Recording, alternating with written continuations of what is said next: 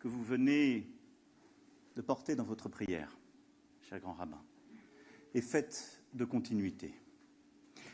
Les pouvoirs passent au gré des légitimes respirations démocratiques, mais les projets restent, au-delà des alternances, lorsqu'ils sont conduits avec constance, enthousiasme, au sens étymologique du terme, et s'imposent progressivement comme des évidences.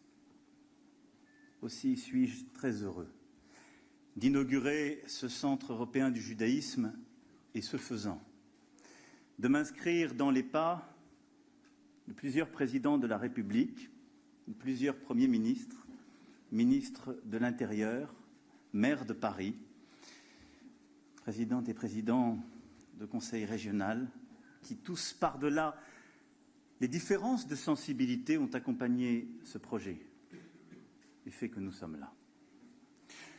La République est faite de continuité. Et les valeurs restent aussi. Je suis présent parmi vous au nom d'un principe, la laïcité. Vous l'avez l'un et l'autre évoqué, qui vite aussi par des moments tels que celui qui nous réunit ce soir. La laïcité n'est ni la négation du fait religieux, ni un outil de lutte contre les religions, mais une valeur qui complète le triptyque républicain autant qu'il épouse et renforce chacun de ses piliers. La laïcité, telle que la concevait Aristide Briand, est d'abord un principe de liberté. Et comme le plaidait Jaurès, un principe de liberté organisé par la loi et le respect de l'ordre public. Et l'héritage consistorial, cher Joël Mergui, cher Haïm Corsi, revisité par la loi de 1905, en porte un beau témoignage. La laïcité est un principe d'égalité.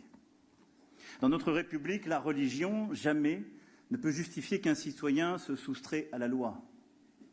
Mais croire ou ne pas croire ne saurait constituer non plus une cause de discrimination. La laïcité, enfin, est un principe de fraternité qui doit vivre en chaque Français comme une boussole dans son rapport aux autres citoyens, quelque chose qui a trait, au fond, à une forme de civilité française. Et je tenais très simplement à le rappeler en ce moment de la vie de la nation où cette valeur d'union et de cohésion est parfois dévoyée, instrumentalisée par ceux qui, voulant semer la haine et la division, s'en servent pour mener le combat contre telle ou telle religion.